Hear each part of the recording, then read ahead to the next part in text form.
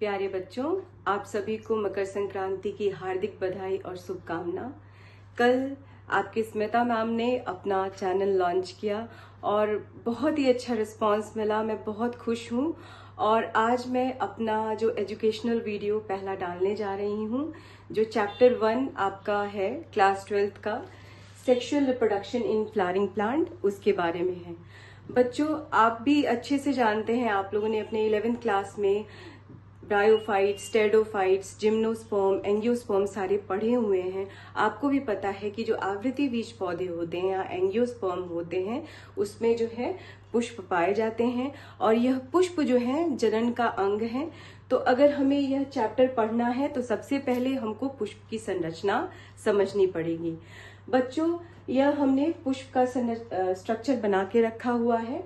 जो पुष्प होता है वह मेन पादप से जो अटैच होता है वह पेडिसल के माध्यम से अटैच होता है। कभी कभी यह पेडिसल नहीं होता है, तो इस तरह के पुष्प को हम लोग सेसाइल पुष्प कहते हैं। उसके ऊपर आपको एक फूली हुई संरचना दिखाई देगी, जो मैंने इसमें नहीं बनाया है, जिसको हम लोग रिसेप्टिकल कहते हैं और जिसपे आपके 4 वर्ल अटैच रहते हैं। बच्चों, आप सभी जानते हैं कि जो पुष्प है हमारा क्या है, कंडेंस शूट है, ठीक है ना। यह सघनित स्टेम है। इस पे जो होता है कि बहुत सारे फ्लोरल वर्ल पाए जाते हैं। जो कितने वर्ल हैं आपके, 4 वर्ल हैं। पहला वर्ल है आपका कैलिक्स, दूसरा है आपका कॉरला, तीसरा है आपका एंड्रोशियम,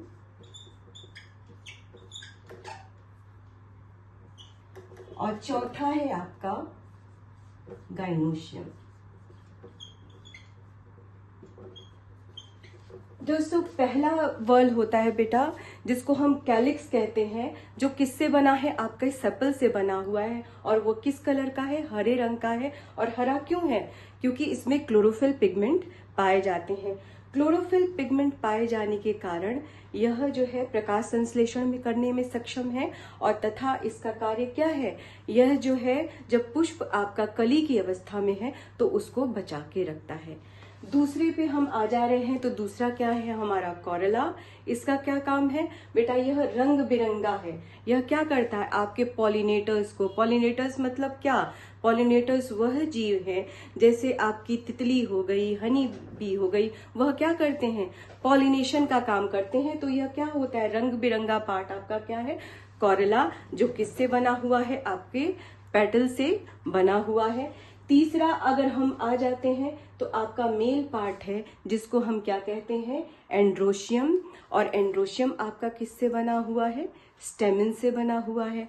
और फिर चौथा भाग जो है आप आ जाते हैं गाइनोशियम, जो क्या कौन सा भाग है, यह पुष्प का फीमेल भाग है गाइनोशियम। और यह किससे बना होता है, यह आपका पिस्टल से बना हुआ होता है। बच्चों, अब आप कैलिक्स और कॉरला के बारे में अच्छे से जान चुके हैं। अब हम आ जाते हैं सीधे एंड्रोशियम पे। एंड्रोशियम आपका बना हुआ है बेटा किससे, एंड्रोशियम आपका स्टेमन से बना हुआ है। और यह स्टेमन किससे बना है, ऊपर एंथर और नीचे क्या है, इसका फिलामेंट पाया जाता है। इस एंथर में आप अगर सेक्शन काटेंगे तो आप देखेंगे बहुत सारे 4 सेक पाए जाते हैं, जिनको हम क्या कहते हैं, पॉलन सेक कहते हैं। और इन्हीं पॉलन सेक के अंदर क्या होता है, आपका पॉलन ग्रेन का फॉर्मेशन होता है। सबसे पहले हम एंथर की संरचना ले लेते हैं।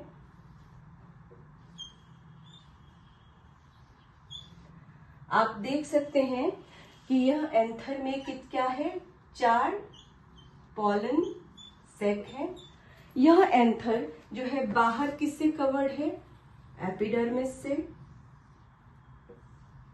बाहर किससे कवर्ड है, एपिडर्मिस से। उसके अंदर क्या पाया जा रहा है, एंडोथीशियम। और उसके अंदर क्या पाया जा रहा है, आपका मिडिल लेयर। और फिर मिडिल लेयर के अंदर आपका जो पॉलन सेक है वो कवर्ड है किससे, टैपेटम से।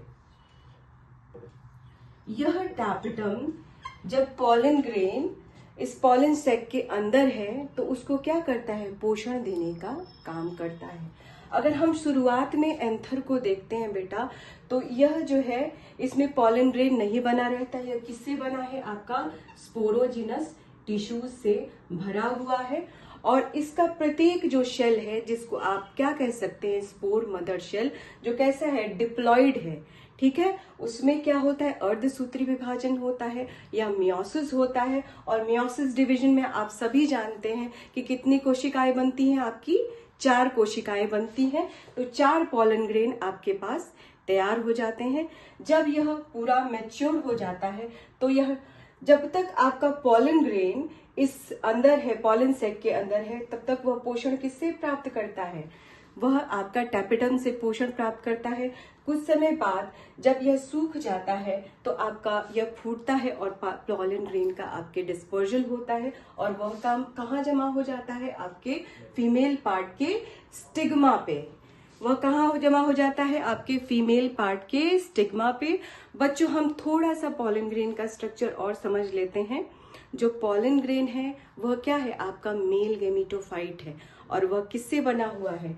बाहर जो उसकी कवरिंग है उसको हमने क्या कहा? एक्साइन। और अंदर की कवरिंग है उसको हमने क्या कहा? एंटाइन।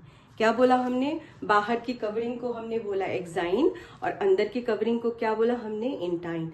अब यह एक चीज आप लोग जान जाइए कि जो बाहर की कवरिंग है वह किससे बनी है? स्पोरोपोलेनिन। आप लोग को हमेशा बोर्ड के एग्जाम में पूछा जाएगा कि बाहर की कवरिंग किससे कवर्ड होती है, तो आप क्या बताएंगे?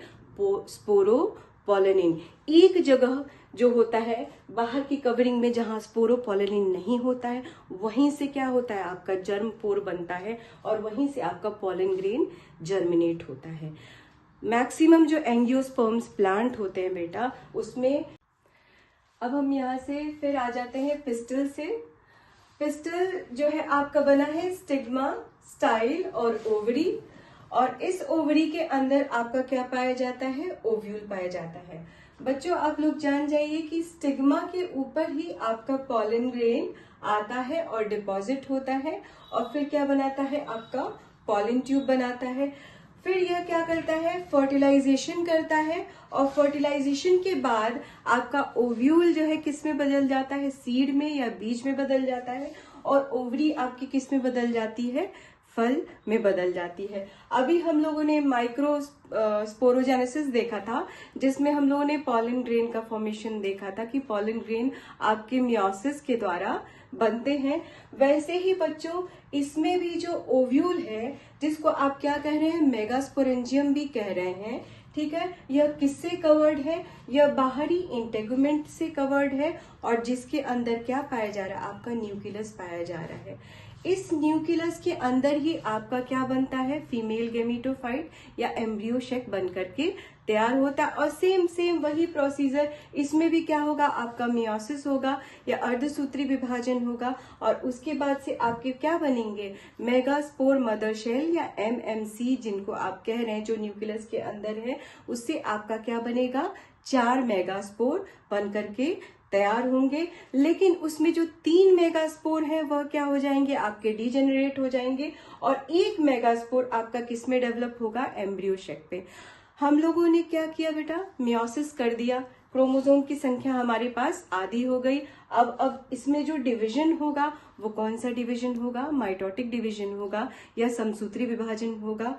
पहला विभाजन होगा जिसमें आपके 2 न्यूक्लियस बनके तैयार हो जाएंगे और दोनों इस साइड में मूव कर जाएंगे। ठीक है, अब पुनः इन दोनों न्यूक्लियस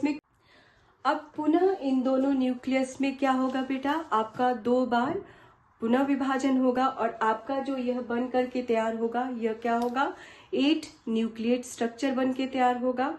बाद में हम देखेंगे कि इसमें सेल वॉल फॉर्मेशन हो जाएंगे।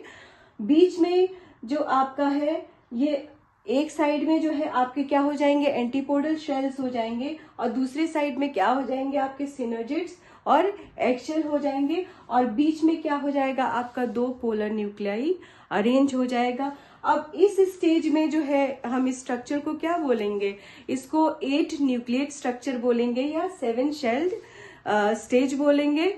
अब इसमें आप जान जाइए कि जो यह एग शेल है, इसी से आपका क्या होगा? जो पॉलन ग्रेन का एक गैमीट आपके एग सेल से फ्यूज होगा और दूसरा गैमीट किससे फ्यूज होगा, आपका पोलर न्यूक्लियाई से फ्यूज होगा। जो गैमीट आपका मेल गैमीट आपका एग सेल से फ्यूज होगा वह बनाएगा आपका जाइगोट, और यही जाइगोट आगे चल के क्या बनेगा, आपका एम्ब्रियो। और जो दूसरा मेल गैमीट है जो आपके पोलर न्यूक्लियाई से फ्यूज करेगा वह बनाएगा प्राइमरी एंडोस्पर्म न्यूक्लियस।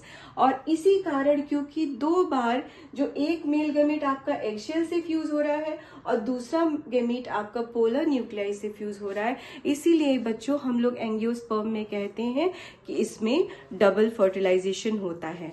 अब आइए हम लोग पॉलिनेशन की बात कर लेते हैं कि पॉलिनेशन क्या है। पॉलिनेशन अगर आप सरल भाषा में कहेंगे तो जो पॉलन ग्रेन है, जो आपका पॉलन ग्रेन है जो माइक्रोस्पोरेंजियम के अंदर बन रहा है, एंथर के अंदर, वह क्या होगा, किसी माध्यम से आएगा और आपके स्टिग्मा पे डिपॉजिट हो जाएगा। इसी को हम लोग क्या कहते हैं बेटा, इसको हम लोग पॉलिनेशन कहते हैं। तो पॉलिनेशन के बहुत सारे माध्यम हैं, ठीक है। सबसे इम्पॉर्टेंट जो है, हम 2 माध्यम में इसको डिफ्रेंशिएट कर लेते हैं। पहला एजेंट क्या हो जाएगा बेटा, आपका बायोटिक एजेंट हो जाएगा, और दूसरा क्या हो जाएगा, आपका एबायोटिक एजेंट हो जाएगा। आप नाम से ही सोच लीजिए कि हम कह रहे हैं बायोटिक एजेंट है, तो जाहिर सी बात है यह किसके माध्यम से हो रहा होगा, पॉलिनेशन आपका जीवों के माध्यम से जो हो रहा है उसको हम लोग क्या कहेंगे कि यह पॉलिनेशन बायोटिक एजेंट के माध्यम से हो रहा है। और जो पानी के माध्यम से या विंड के माध्यम से जो पॉलिनेशन हो रहा है उसको हम क्या कहेंगे कि एबायोटिक एजेंट्स के माध्यम से पॉलिनेशन हो रहा है। अब यह आप ध्यान देने वाली चीज है बेटा कि बायोटिक एजेंट्स में आपके बहुत सारे पॉलिनेटर्स आ जाते हैं। जैसे आप इंसेक्ट कह देंगे कि इंसेक्ट के माध्यम से पॉलिनेशन हो रहा है। अगर यह पॉलिनेशन इंसेक्ट के माध्यम से हो रहा है तो हम इसको क्या कहेंगे, एंटामोफिली कहेंगे।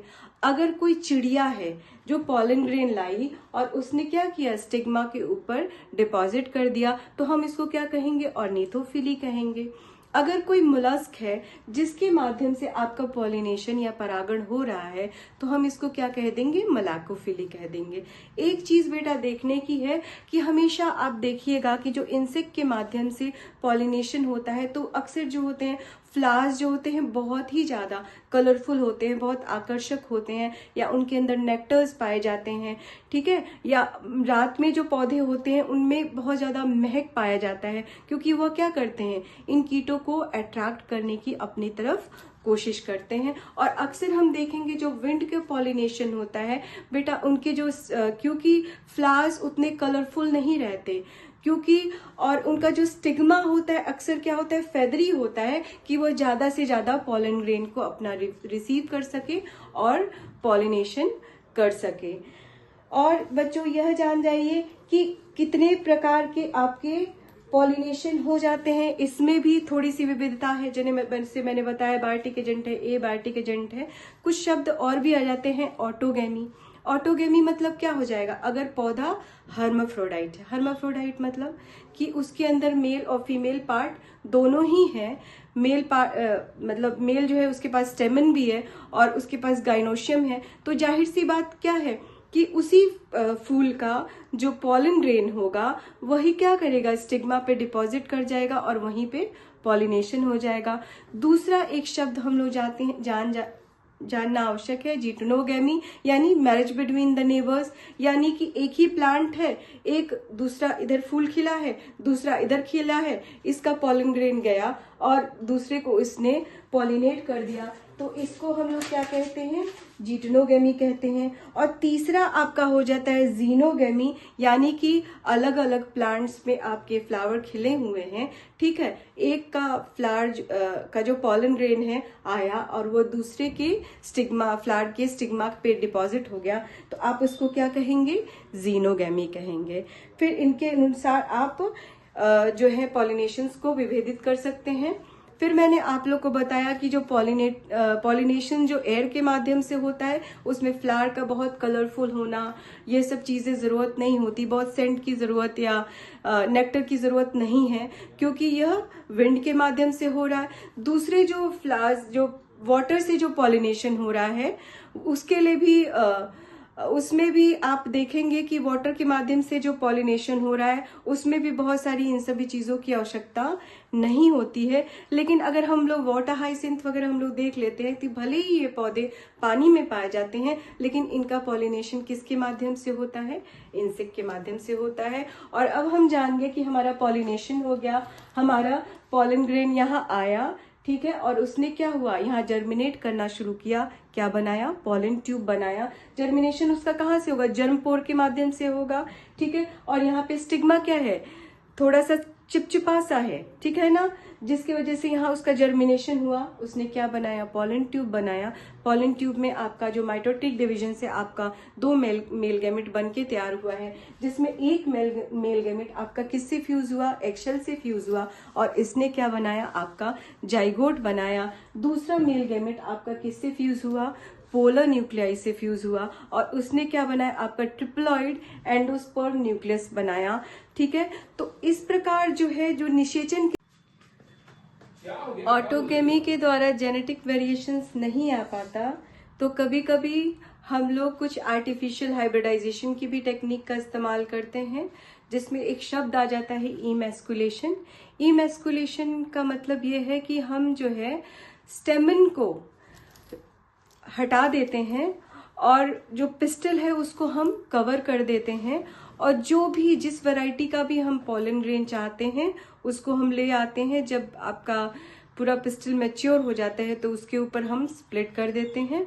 तो यह टेक्निक क्या हो जाती है? आपकी इमैस्कुलेशन, यानी जिसमें हमने स्टेमन को हटाया उसको हमने क्या कहा? इमैस्कुलेशन कहा। और अगर हमने उसको कवर कर दिया, पिस्टल को कवर कर दिया, कि जो भी हमारा डिजायर्ड पॉलन ग्रेन है उसके माध्यम से हम उसका पॉलिनेशन करेंगे, तो उसको हम लोगों ने क्या कह दिया? बैगिंग कर दिया। और फिर जब हम पॉलन ग्रेन लेके आते हैं उसके पे से स्प्लिट करते हैं, और फिर हम क्या करते हैं बेटा? आपका फर्टिलाइजेशन कराते हैं, और जो भी हमको डिजायर्ड ट्रेड चाहिए होता है हमको मिल जाता है। सबसे बड़ी बात है बेटा कि जो ऑटोगेमी है उसकी सबसे जो डीमेरिट है, कह सकते हैं आप, कि उसकी डीमेरिट ये होती है कि उसमें जो है जेनेटिक वेरिएशन नहीं आ पाता है ना। एक ही पौधे का बार बार हो रहा है तो जेनेटिक वेरिएशन कैसे आ पाएगा? जेनेटिक वेरिएशन करने के लिए बहुत जरूरी होता है कि जीनोगैमी हो, तब आपका जेनेटिक वेरिएशंस बहुत ही अच्छे से उभर के आता है, बहुत अच्छे बीज बनते हैं। तो इसके लिए यह जेनेटिक वेरिएशन बहुत जरूरी है। अब हम आगे बढ़ जाते हैं कि एम्ब्रियो, जाइगोट फिर बाद में क्या होता है? आपका डिवाइड करता है और क्या बनाता है? आपका एम्ब्रियो बनाता है। और हम लोग जो है, जो एंडोस्पर्म बनता है, जो आपका जो पोलर न्यूक्लियाई है जिससे दूसरा मेल गैमेट आपका फर्टिलाइज किया है, वह क्या बना देता है? आपका ट्रिप्लॉइड एंडोस्पर्म। आप ट्रिप्लॉइड क्यों कह रहे हैं? क्योंकि इसके पास भी एक एन है, इसके पास भी एक एन है, और प्लस एक और एन हमने क्या जोड़ दिया? मेल गैमेट का जोड़ दिया। तो यह क्या बन गया? आपका ट्रिप्लॉइड एंडोस्पर्म न्यूक्लियस बन गया। अब यह जान जाइए कि जो एम्ब्रियो है अपना नरिशमेंट किससे लेता है? एंडोस्पर्म से लेता है, ठीक है। वो क्या करता है? अपने नरिशमेंट को एंडोस्पर्म से डिराइव करता है। अब हम यह भी जान लेते हैं कि जो आपका बीज है वो किससे बना हुआ है? एम्ब्रियोनल एक्सिस से बना है और कोटलीडॉन से बना है। हम सभी जानते हैं बच्चों, हम लोग शुरू से पढ़ते आ रहे हैं कि जो एंजियोस्पर्म्स प्लांट होते हैं वह क्या होते हैं? डाइकोटलीडॉन, यानी द्विबीजपत्री, जिसमें 2 बीजपत्र होते हैं उसको हम क्या कहते हैं? द्विबीजपत्री। और जिसमें एक बीजपत्र होते हैं उसको हम क्या कहते हैं? एक बीजपत्री। तो जो आपका क्या होता है? डाइकोटलीडॉन्स और मोनोकोटलीडॉन। अब यह जान जाइए बेटा कि जब इस बीज को आप बोते हैं, फिर उसी में जो पहला आपका निकल के बाहर आता है वो क्या होता है? कोटलीडॉन होता है।